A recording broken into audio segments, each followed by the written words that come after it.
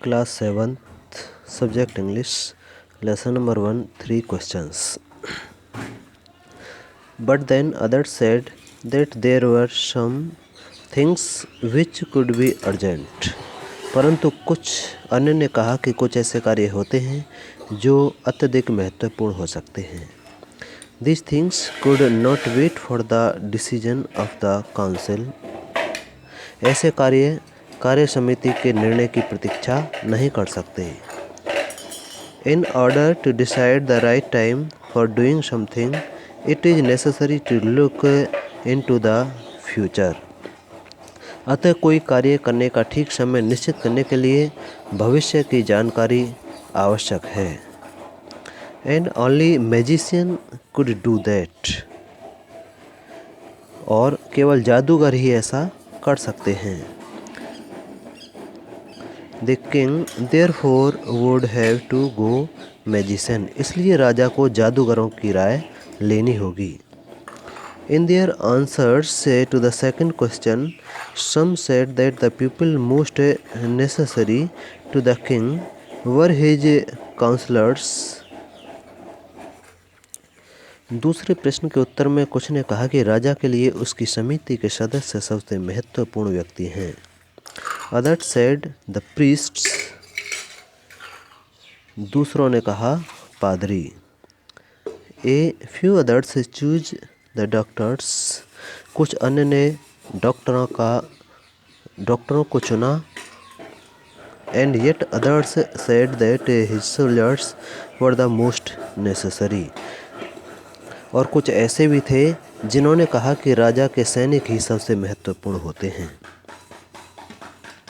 To the third question, some said science. तीसरे प्रश्न के उत्तर में कुछ ने विज्ञान को कहा. Others choose fighting and yet others religious worship.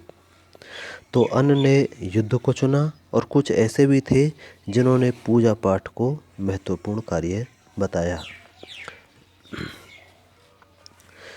As the answers to his questions were so different, the king was not satisfied and gave no reward.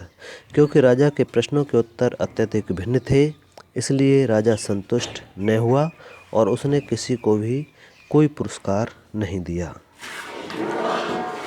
Instead, he decided to seek the advice of a certain hermit who was widely known for his wisdom. इसके बजाय राजा ने एक ऐसे तपस्वी की सलाह लेने का निश्चय किया जो अपनी बुद्धिमत्ता के लिए दूर दूर तक प्रसिद्ध था.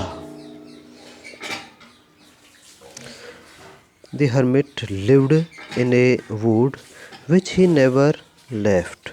तपस्वी जंगल में रहता था जहाँ से वह कभी बाहर नहीं निकलता था.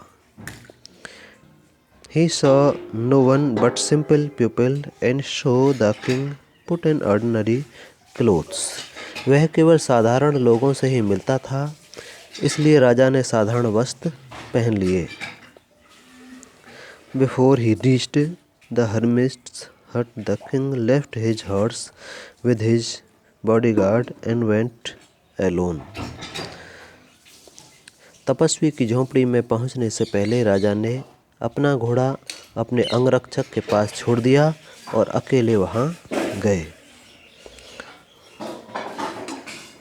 As the king came near the hermit's hut, he saw the hermit digging the ground in front of his hut. जब राजा तपस्वी की झोंपड़ी के पास पहुंचा तो उसने तपस्वी को अपनी झोंपड़ी के सामने जमीन खोदते हुए देखा.